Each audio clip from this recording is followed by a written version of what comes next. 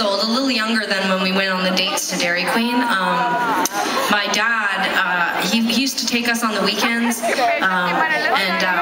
dad, we loved him, we adored him, we thought he was the coolest ever, but he was also really young. I mean, when he started taking us, he was probably our age now, like 28, 29 years old, and one weekend I remember we were sitting in the dark in his living room. He used to get headaches, so he would make us all sit in the dark, and it was kind of depressing.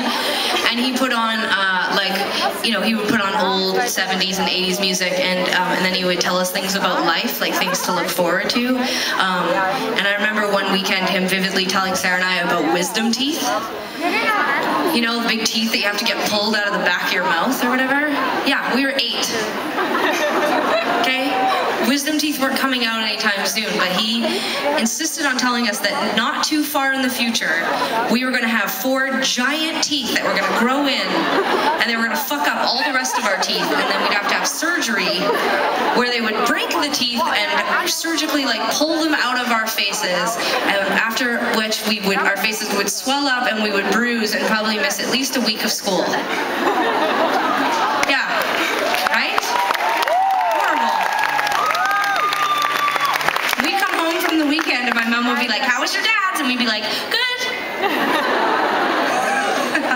One time he took us on a ski trip that same year, and as we were driving up, it was dark, and he started telling us about how when we got older we wouldn't want to come see him anymore. And I remember I was sitting in the back seat and I was like, why would we want to come see you anymore? What are you gonna do? And he just was like, you're gonna become teenagers and you're gonna get tired of me and I'm not gonna be cool anymore, and then you won't want to hang out with me.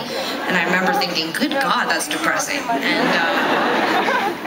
And it was true. We got to be teenagers and we wanted to go party with our friends, and he was totally right, but it was still really sad. I don't know why I told you that. That's really depressing. I kept thinking a punchline was going to come out that was going to be really funny, and then everyone would be like, ha ha ha, and forget the sad part, but that didn't happen, so sorry. It's okay, because this next song is really sad, so just hold each other. It's fine.